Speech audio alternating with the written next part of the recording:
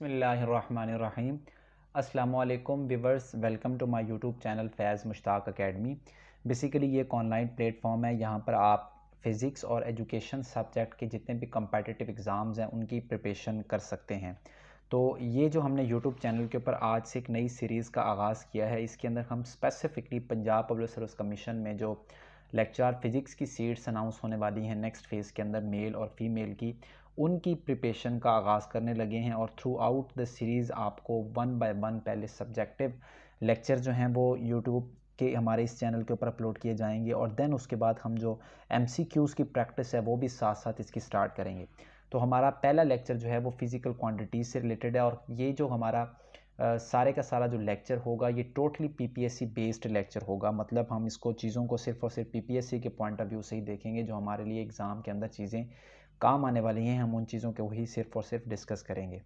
अगर आप इस यूट्यूब चैनल के ऊपर नए आए हैं तो काइंडली इस चैनल को सब्सक्राइब करके दूसरे अपने फ्रेंड्स के साथ भी ज़रूर शेयर करें, ताकि ये जो हमारा एक प्लेटफॉर्म है ये बड़ा हो सके और बहुत सारे लोग इसके अंदर पार्टिसिपेट कर सकें, और हम सब लोगों का म्यूचुअल अंडरस्टैंडिंग की मदद से एक दूसरे के साथ हमें फ़ायदा हो सके।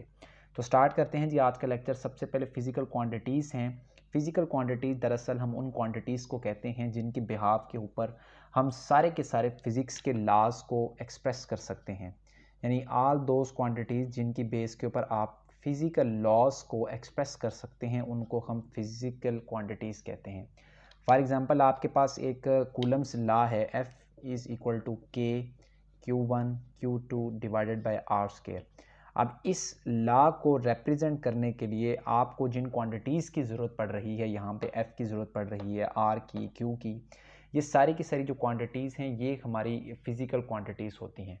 तो फ़िज़िकल क्वांटिटीज़ वो क्वांटिटीज़ हैं जिनकी बिहाफ के ऊपर हम फ़िज़िकल जितने भी लॉज हैं उनको एक्सप्रेस करते हैं। फ़िज़िकल क्वांटिटीज़ की अब टाइप्स आ जाती हैं। फ़िज़िकल क्वांटिटीज़ की एज़ यू नो दो तरह की टाइप्स होती हैं। एक बेस क्वांटिटीज़ होती हैं, और जो दूसरी क्वांटिटीज़ हैं उनको हम कहते हैं डेराइव्ड क्वांटिटीज़। जो बेस क्वांटिटीज़ हैं वो सारी की सारी क्वांटिटीज़ जिनको हम इंडिपेंडेंटली एक्सप्लेन कर सकते हैं, यानी ये किसी चीज़ के ऊपर डिपेंड नहीं कर रही होती, और इनका जो वजूद है, जिनकी जो एग्जिस्टेंस है वो इंडिपेंडेंट होती है, उनको हम बेस क्वांटिटीज़ कहते हैं। और बेस क्वांटिटीज़ के अंदर जो हमारे एग्जांपल्स हैं वो मैस आ जाता है, लेंथ आ जाती है, और इसके साथ साथ टेम्परेचर आ जाता है। जबकि जो डेराइव्ड अगेन जो बेस क्वांटिटीज़ हैं, फिर हम इन बेस क्वांटिटीज़ को फर्दर जो है वो दो क्लासेस के अंदर डिवाइड कर सकते हैं। नंबर वन जो है उनको हम कहते हैं मैकेनिकल क्वांटिटीज़। मैकेनिकल क्वांटिटीज़ और मैकेनिकल क्वांटिटीज़ उन तमाम क्वांटिटीज़ को मैकेनिकल क्वांटिटीज़ कहा जाता है जो कि मैकेनिकल स्टेट से बिलोंग करती हैं, यानी जिनके अंदर मैकेनिक्स इन्वॉल्व होती है, उन बेस क्वांटिटीज़ को हम मैकेनिकल क्वांटिटीज़ कहते हैं। अब मैकेनिकल क्वांटिटीज़ कौन कौन सी होती हैं? इसके अंदर आप लेंथ को ले सकते हैं, आप मास को ले सकते हैं, आप टाइम को ले सकते हैं। और जो इसी की दूसरी टाइप है बेस क्वांटिटी की, उनको हम नॉन मैकेनिकल क्वांटिटीज़ कहते हैं, यानी कि वो क्वांटिटीज़ जिनके अंदर आप इतनी ज़्यादा मैकेनिक्स को इन्वॉल्व नहीं करते, वो बेस क्वांटिटीज़ आपकी नॉन मैकेनिकल क्वांटिटीज़ कहलाती हैं। उनकी एग्जांपल्स के अंदर जितनी भी इलेक्ट्रोमैग्नेटिक क्वांटिटीज़ हैं, जैसे आपके पास चार्ज है, आपके पास करंट है, और आपके पास इंटेंसिटी ऑफ लाइट है, इन क्वांटिटीज़ को हम नॉन मैकेनिकल क्वांटिटीज़ कहते हैं। और एक और बात, यहाँ पे चार्ज नहीं आना चाहिए, क्योंकि जो चार्ज है वो बेस क्वांटिटी नहीं है। करंट करंट की बात कर सकते हैं, और इलेक्ट्रिकल इंटेंसिटी की बात कर सकते हैं। तो ये जो क्वांटिटीज़ होती हैं इनको हम नॉन मैकेनिकल क्वांटिटीज़ कहते हैं। अब अगेन इसके बाद आ जाती हैं डिराइव्ड क्वांटिटीज़। तो वो सारी की सारी क्वांटिटीज़ जिनको हम बेस क्वांटिटीज़ के बिहाफ पे डिफ़ाइन करते हैं, उनको हम डिराइव्ड क्वांटिटीज़ कहते हैं। और डिराइव्ड क्वांटिटीज़ के अंदर बेशुमार क्वांटिटीज़ आ जाती हैं। फोर्स है, प्रेशर है, एनर्जी है, टॉर्क है, एट्सेट्रा। ये सारी की सारी जो क्वांटिटीज़ हैं उनको हम बेस क्वांटिटीज़ कहते हैं, डिराइव्ड क्वांटिटीज़ कहते हैं। अब किसी भी क्वांटिटी को एक्सप्रेस करने के लिए जो चीज़ हम यूज़ करते हैं उसे हम यूनिट कहते हैं। तो हम ये देखते हैं कि यूनिट होता क्या है। बेसिकली आम ज़ुबान के अंदर हम जो यूनिट की डेफिनेशन लेते हैं वो यही होती है कि जितनी भी क्वांटिटीज़ हैं उनके एक्सप्रेशन के लिए हमें जो चीज़ चाहिए उसको हम यूनिट कहते हैं। तो बेसिकली जो यूनिट होता है ये एक स्टैंडर्ड होता है। यूनिट की बात कर रहे हैं हम। यूनिट एक स्टैंडर्ड होता है और इस स्टैंडर्ड के साथ आप फिर जिस फिज़िकल क्वांटिटीज़ को मेजर करना चाहते हैं उसको कंपेयर कर लेते हैं। अब ये जो स्टैंडर्ड आपका होना चाहिए ये स्पेसिफिक स्टैंडर्ड होना चाहिए, ये वेल डिफाइंड जो है आपका स्टैंडर्ड होना चाहिए। तो यूनिट बेसिकली जो है ये एक वेल डिफाइंड या इनवेरिएबल स्टैंडर्ड होता है और इसको हम यूनिट कहते हैं। अब आप किसी भी क्वांटिटी को अगर मेजर करना चाहते हैं तो क्वांटिटी को मेजर करने के लिए आप उसको उसके स्टैंडर्ड के साथ कंपेयर कर देंगे। फॉर एग्जांपल अगर आप एक मीटर रॉड की मदद से किसी चीज़ की लेंथ मेजर करना चाहते हैं, 1 मीटर लेंथ मेजर करना चाहते हैं, तो आप इस 1 मीटर लेंथ को मेजर करने के लिए मीटर रॉड लेके आएंगे और वो मीटर रॉड जो है वो स्टैंडर्ड पैमाइश हमें दे रहा होगा ऑलरेडी, और आप उसको इसके साथ कंपेयर करवाएंगे तो आपको पता चलेगा कि इसकी जो टोटल लेंथ है वो कितनी लेंथ है। तो यूनिट में बेसिकली 3 बातों का ख्याल होना चाहिए आपको। एक तो ये वेल डिफाइंड होना चाहिए, और दूसरा जो है ये इजी टू अप्रोच होना चाहिए, यानी कि एक्सेसिबल होना चाहिए, अप्रोच इसकी होनी चाहिए, और ये इनवेरिएबल होना चाहिए। ये ना हो कि टाइम के साथ आपके स्टैंडर्ड के अंदर किसी किस्म की कोई वेरिएशन आ जाए, ऐसा बिल्कुल नहीं होना चाहिए। तो अगर ये कंडीशन सेटिस्फाई हो जाएंगी तो फिर जो है वो हम यूनिट की डेफिनेशन के ऊपर पूरा उतरेंगे। यूनिट्स की भी कुछ टाइप्स होती हैं। जिस तरीके से हमने क्वांटिटीज़ की टाइप्स को डिस्कस किया वैसे यूनिट्स की भी टाइप्स होती हैं। सबसे पहली जो टाइप होती है उसको हम बेस यूनिट्स कहते हैं, यानी कि बेस यूनिट्स वो सारे के सारे यूनिट्स आ जाते हैं बेस यूनिट्स के अंदर, जिनको बेस क्वांटिटीज़ को हम रिप्रेजेंट करने के लिए जो यूज़ करते हैं। इसके अलावा जो है वो बेस यूनिट्स के साथ जो दूसरे यूनिट्स की टाइप्स हैं वो डेराइव्ड यूनिट्स हैं, आप डेराइव्ड यूनिट्स लगाते हैं। और तीसरी जो चीज़ है वो सप्लीमेंट्री यूनिट्स हैं आपके पास, और फोर्थ वन जो है वो स्पेशल यूनिट्स हैं, स्पेशल यूनिट्स। तो 4 तरह के जो यूनिट्स हैं ये हम डिस्कस करते हैं फ़िज़िक्स के अंदर। जो स्पेशल यूनिट्स की मैंने यहाँ पे बात की है, तो स्पेशल यूनिट्स के अंदर हॉर्स पावर आ जाती है, क्यूरी आ जाता है, लाइट एयर की बात हम करते हैं, फर्मी की बात करते हैं, एंगस्ट्रॉम की बात करते हैं। इन सारे के सारे यूनिट्स को हम स्पेशल यूनिट्स कहते हैं। और इन्हीं जो स्पेशल यूनिट्स होते हैं, इन स्पेशल यूनिट्स को हम फिज़िक्स की डिफरेंट क्वांटिटीज़ को एक्सप्रेस करने के लिए हम अक्सर जो है वो यूज़ करते रहते हैं। 2 यूनिट्स जो हैं वो फिज़िक्स के अंदर बहुत ज़्यादा इंपॉर्टेंट होते हैं, उनको आप अक्सर छोटी क्लासेस के अंदर डिस्कस करते रहते हैं। एक रेडियन होता है आपके पास और दूसरा स्टे रेडियन होता है। इन दोनों को बारे में थोड़ा सा हम डिस्कस कर लेते हैं। जो रेडियन होता है ये बेसिकली 2 डायमेंशनल एनालिसिस के लिए हम यूज़ करते हैं, और जो स्टे रेडियन होता है उसको हम बेसिकली 3 डायमेंशनल एनालिसिस के लिए यूज़ करते हैं। जो रेडियन होता है ये बेसिकली एक सर्कल की जो लेंथ होती है उसको सरकमफेरेंस के इक्वल काटता है। यानी कि अगर आपके पास ये एक सर्कल है और इस सर्कल का इतना रेडियस है, तो इसके सरकमफेरेंस के ऊपर इसी रेडियस के इक्वल लेंथ को काटने वाला जो एंगल होता है उस एंगल को हम रेडियन बोलते हैं। ठीक है, क्लियर होगी ये बात। और जो स्टे रेडियन है ये 3 डायमेंशनल के अंदर है, यानी कि अगर 3 डायमेंशनल के अंदर है तो ये कोरिलेट करता है सफ़ियर के साथ। तो जितने भी सफ़ियर होते हैं उनके साथ जो एंगल रिलेट करता है उसको हम स्टे रेडियन कहते हैं। और इसी स्टे रेडियन का दूसरा नाम जो होता है वो स्क्वायर रेडियन भी इसको कहा जाता है। इस चीज़ को आपने नोट करना है। तो इसके 2 नाम हो गए, स्क्वायर रेडियन भी हम इसको कहते हैं और इसके साथ साथ इसको स्टे रेडियन भी कहते हैं। अब नेक्स्ट जो हमारा फिजिकल क्वांटिटीज़ के अंदर पीपीएससी के हवाले से ये 2 बातें हो गई। तीसरी बात एसआई यूनिट्स हैं। एसआई यूनिट्स तो आप सबको पता है कि बेसिकली जो एसआई यूनिट्स का सिस्टम है उसके अंदर 7 ऐसी बुनियादी मिकदारें हैं जिनको एक स्टैंडर्ड के तौर पर लिया गया है, और वो ऐसी चीज़ें जिनकी मुझे यहाँ पर डिस्कस करने की ज़रूरत नहीं है। दूसरा जो इंपॉर्टेंट यूनिट होता है वो फुट, पाउंड और सेकेंड यूनिट होता है, यानी कि जहाँ पर आप लेंथ को फुट की मदद से एक्सप्रेस करते हैं, जो आपका मैस होता है वो पाउंड में जाता है और जो टाइम है वो सेकंड में जाता है। और जो इसके अलावा इंपॉर्टेंट यूनिट है वो है MKS यूनिट होता है। MKS यूनिट के अंदर आप लेंथ को मीटर में एक्सप्रेस करते हैं, और जो आपके पास मैस होता है उसको किलोग्राम के अंदर एक्सप्रेस करते हैं, और टाइम को आप सेकंड के अंदर एक्सप्रेस करते हैं। अब पीपीएससी में समटाइम्स ये क्वेश्चन आ जाता है या किसी भी कंपटीटिव एग्जाम में ये क्वेश्चन आ जाता है कि आप एक दिए गए यूनिट को MKS सिस्टम के अंदर लेके जाएं या आप उसको CGS या किसी और यूनिट के अंदर FPS यूनिट के अंदर लेके जाएं। फॉर एग्जांपल हम एक एग्जांपल ले लेते हैं, जैसे हमारे पास फोर्स है F = ma। तो F = ma का जो यूनिट है SI में, हम इसको जो यूनिट्स में कन्वर्ट करके जो यूनिट निकालते हैं वो फोर्स का यूनिट निकालते हैं न्यूटन, या हम इसको लिख सकते हैं किलोग्राम मीटर पर सेकंड स्क्वायर। अब अगर क्वेश्चन आता है कि आप इस यूनिट को कन्वर्ट करके दिखाएं एफपीएस सिस्टम के अंदर, तो हम क्या करेंगे कि एफपीएस सिस्टम में जो हमारा किलोग्राम होता है, हमें पता है कि किलोग्राम बेसिकली मैस का यूनिट है, और एफपीएस सिस्टम में किलोग्राम को हम पाउंड से एक्सप्रेस करते हैं, तो वहाँ पे हम पाउंड लिखेंगे। और जो मीटर जो आपकी लेंथ होती है वो बेसिकली एफपीएस सिस्टम के अंदर जाती है फुट के अंदर, और सेकंड जो टाइम है वो एज इट इज़ रह जाता है। तो अगर हम फोर्स को यहाँ पे एक्सप्रेस करें तो फोर्स को हम लिख सकते हैं F is equal to mass multiply by, आप किलोग्राम जो है वो मैस को रिलेट कर रहा है, और साथ में लेंथ आती है, लेंथ डिवाइडेड बाय सेकंड का स्क्वायर। तो यहाँ पे मैस होता है mass multiply by length metre के लिए, और सेकंड स्क्वायर है। अब मैस हमारे पास एफपीएस सिस्टम के अंदर हम मैस को पाउंड के अंदर एक्सप्रेस करते हैं, और जो हमारे पास लेंथ होती है ये फुट के अंदर एक्सप्रेस किया जाता है, और टाइम को जो है वो हम सेकंड के अंदर एक्सप्रेस करते हैं। तो इस तरीके से हम एक यूनिट से दूसरे यूनिट के अंदर जा सकते हैं। आप किसी भी गिवन सिस्टम से दूसरे सिस्टम के अंदर जाने के लिए इस तरीके की जो कन्वर्जन्स हैं उनको इस्तेमाल कर सकते हैं, उनको लिख सकते हैं। समटाइम्स हमें कुछ शॉर्टकट टेक्निक्स भी लगानी पड़ती हैं, स्ट्रेटजीज़ भी लगानी पड़ती हैं, जिनके बिहाफ पे हम एक सिस्टम के यूनिट से दूसरे सिस्टम के यूनिट्स के अंदर जा सकते हैं। फॉर एग्जांपल जो फार्मूला हम जनरल यूज़ करते हैं एक सिस्टम से दूसरे सिस्टम में जाने के लिए, उसको हम यूँ लिख सकते हैं N2 is equal to N1। और यहाँ पे जो बेसिकली हमारे पास तीन चीज़ें होती हैं फिजिकल क्वांटिटीज़ में, उनको हम एक्सप्रेस कर सकते हैं M1 डिवाइडेड बाय M2 की पावर अल्फ़ा। देन आप लेंथ को लिखेंगे L1 डिवाइडेड बाय L2 की पावर बीटा, और फिर आपके पास टाइम आएगा, उसको आप लिखेंगे T1 डिवाइड बाय T2 की पावर गैमा। अब ये जर्नल फार्मूला होता है जो कि हमें आपको आपकी स्क्रीन के ऊपर इस वक्त नज़र आ रहा है।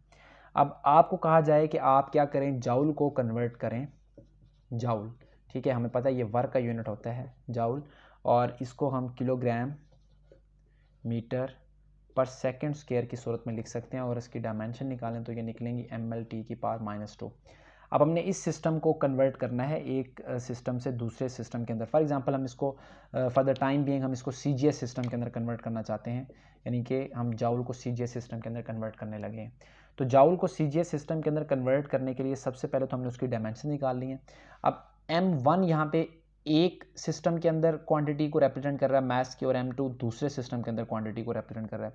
फॉर एग्जांपल जो आप SI के अंदर लिख रहे हैं उसमें जो आपका M1 है ये 1 किलोग्राम की इक्वल है, ठीक है, और 1 किलोग्राम जो है वो हमें पता है कि 1000 ग्राम की इक्वल होता है, 1000 ग्राम की इक्वल होता है। और जो मैस आपका सीजीएस सिस्टम में है, सीजीएस सिस्टम में आप चीज़ों को सिर्फ ग्राम में लिखते हैं, ग्राम से बड़ा यूनिट नहीं होता, तो यहाँ पे हम उसको ग्राम में लिख लेंगे।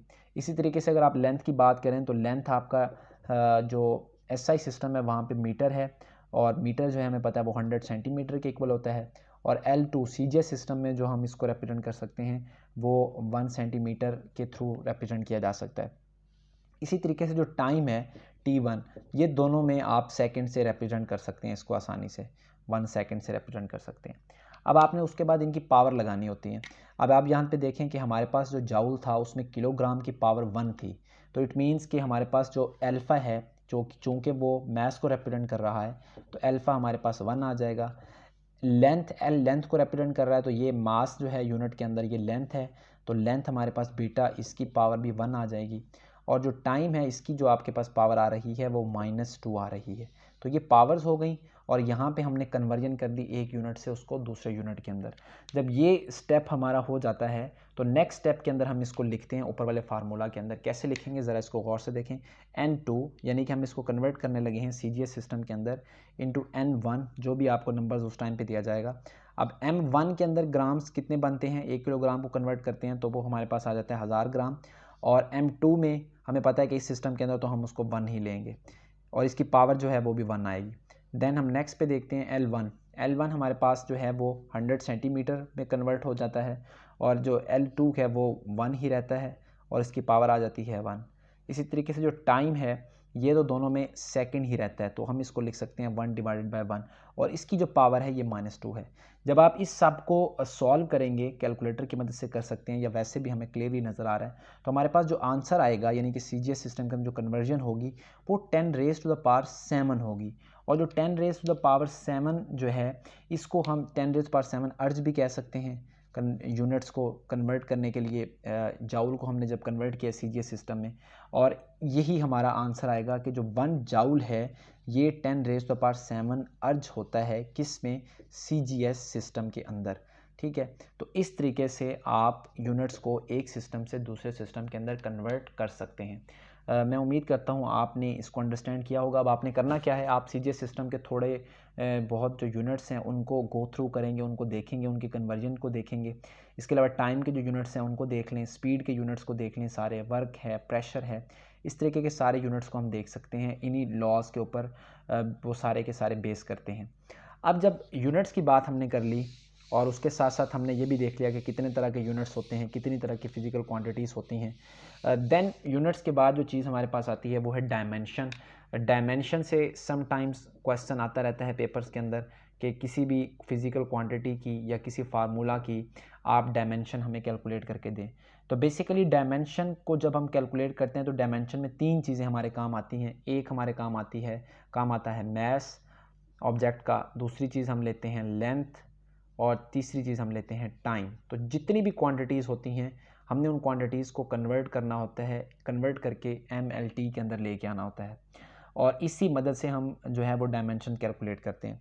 अब आप यहाँ पे एक हिंट याद रखें कि जितनी भी मैकेनिकल क्वांटिटीज़ आएंगी आपके पास, मतलब सारी की सारी वो क्वांटिटीज़ जिनके अंदर मैकेनिक्स इन्वॉल्व होगी, जो कि हमने शुरू के अंदर SI यूनिट्स में भी डिस्कस किया, सारी की सारी मैकेनिकल क्वांटिटीज़ में जो 2 सबसे ज़्यादा डायमेंशन हमारे लिए हमें हेल्प आउट करती हैं, वो एक है न्यूटन, और आप न्यूटन को एक्सप्रेस करते हैं MLT-2 में, और दूसरी जो आपको मदद करती है वो है जाउल, और जाउल को हम रिप्रेजेंट करते हैं ML²T⁻²। तो मैकेनिकल क्वांटिटीज़, कोई भी मैकेनिकल आपको क्वांटिटी दी जाए और कहा जाए कि उसकी डायमेंशंस निकालें, तो इन 2 क्वांटिटीज़ की मदद से, इन 2 डायमेंशन की मदद से आप उसको कन्वर्ट कर सकते हैं, डायमेंशन के अंदर लेके जा सकते हैं। जितनी भी डायमेंशन है बस ज़्यादा उनमें से मोस्टली इन 2 तरीक़ों से आप उसको निकाल सकते हैं। कोई भी अगर आपने निकालनी है तो आप इसको देख के अच्छे तरीके से सॉल्व कर सकते हैं।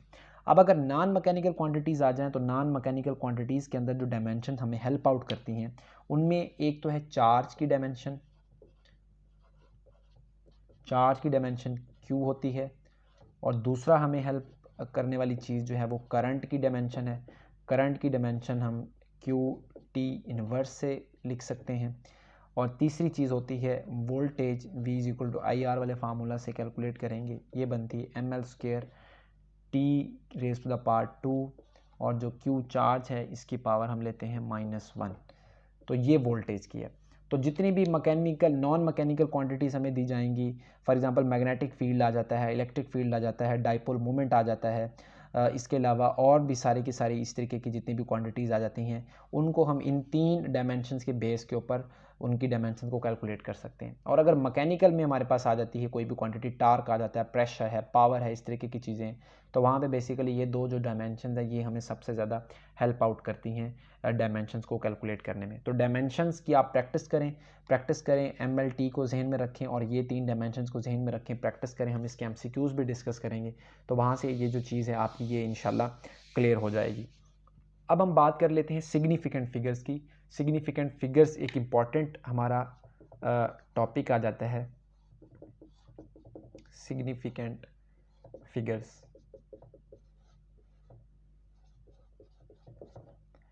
अब सिग्निफिकेंट फिगर्स क्या होते हैं, या हम सिग्निफिकेंट फिगर्स को किस तरीके से कैलकुलेट कर सकते हैं। तो किसी भी मेजरमेंट के अंदर जो अनसर्टेनिटी आती है, जो गैर यकीनी कैफियत आपके पास आती है, गैर यकीनी कैफियत के बाद आप जिन नंबर्स के ऊपर रिलाई कर सकते हैं, जिन नंबर्स के ऊपर डिपेंड कर सकते हैं, उन नंबर्स को हम सिग्निफिकेंट फिगर्स कहते हैं। अब सिग्निफिकेंट फिगर्स को हम फाइंड आउट कैसे कर सकते हैं, उसके लिए कुछ रूल्स होते हैं। रूल नंबर 1 ये है कि जितने भी आपके पास नॉन ज़ीरो डिजिट्स होते हैं, यानी कि अदर देन जो ज़ीरो डिजिट्स होते हैं, ये सारे के सारे जो डिजिट्स होते हैं हम इनको सिग्निफिकेंट डिजिट्स बोलते हैं। दूसरा रूल हमारा ये होता है कि अगर 2 सिग्निफिकेंट डिजिट्स के दरमियान में ज़ीरो आ जाए तो वो भी एक जो है वो सिग्निफिकेंट होगी। जैसे 202 है, 201 है। अब इसमें 1 भी सिग्निफिकेंट है, 2 भी सिग्निफिकेंट है और 0 इसके दरमियान में आ गई है, तो हमने इसको भी सिग्निफिकेंट लेना है।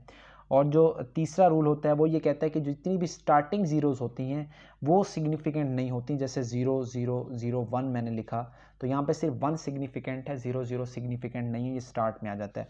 जो चौथा रूल है ये ज़रा इंपॉर्टेंट रूल है। ये रूल ये कहता है कि एंडिंग ज़ीरोज़ जो होती हैं ये सिग्निफिकेंट होती हैं अगर नंबर के साथ कोई डेसिमल फ्रैक्शन हो। डेसिमल फ्रैक्शन हो, फॉर एग्जांपल 2.500, तो यहाँ पे ये सारी की सारी जो हैं ये सिग्निफिकेंट फिगर्स हैं क्योंकि ये डेसिमल फ्रैक्शंस को कैरी कर रही हैं।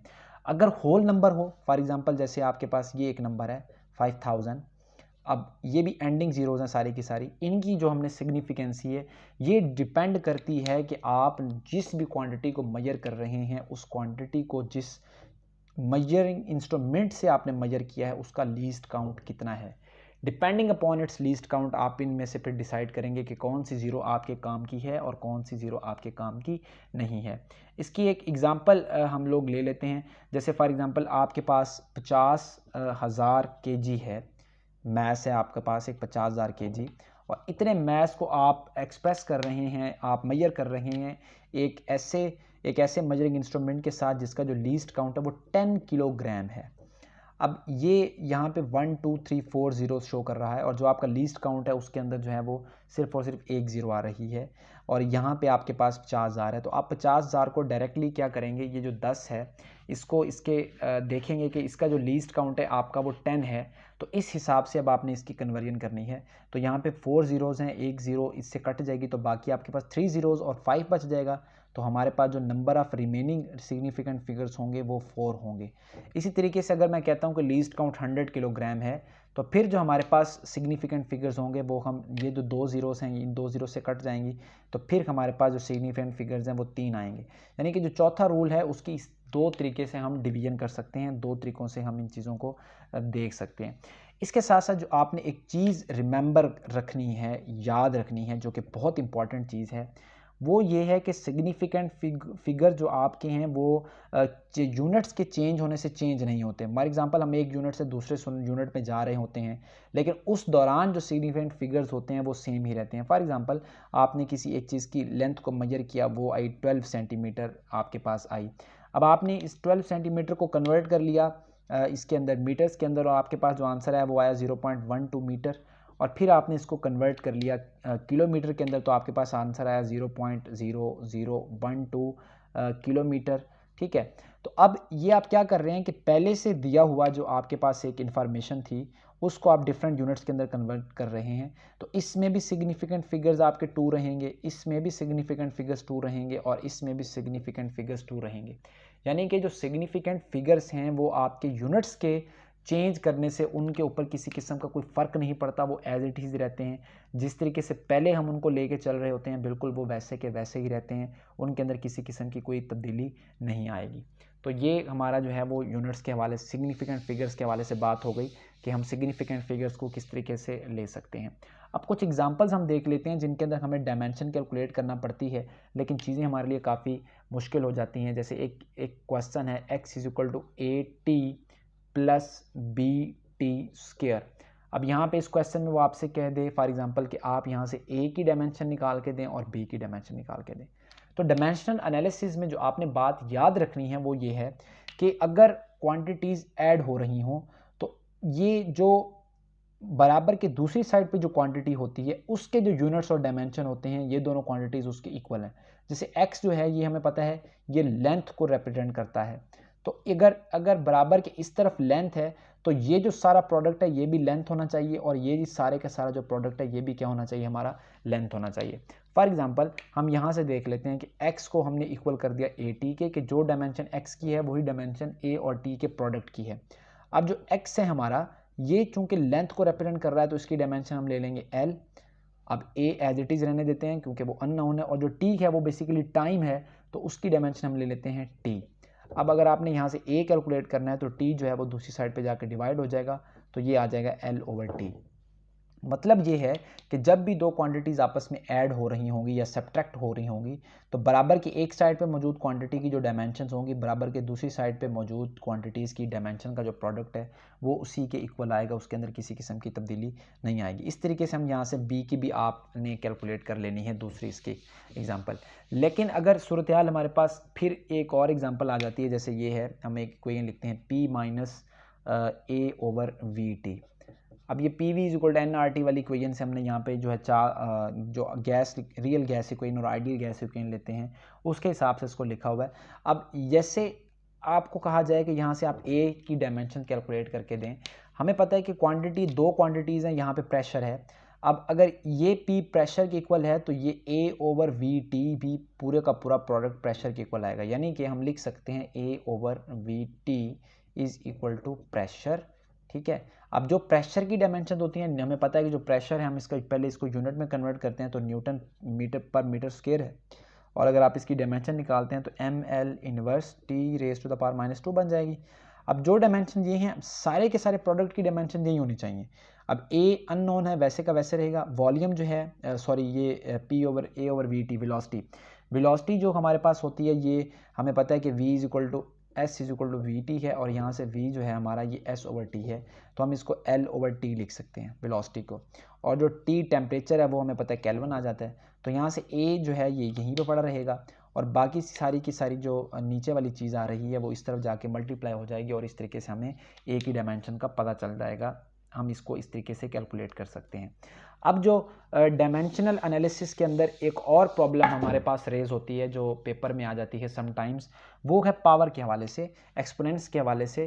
कि जैसे आपके पास अगर एक ये क्वेश्चन आ जाता है f is equal to e raise a into exponent के अंदर आ जाता है b ओवर एक्स टी।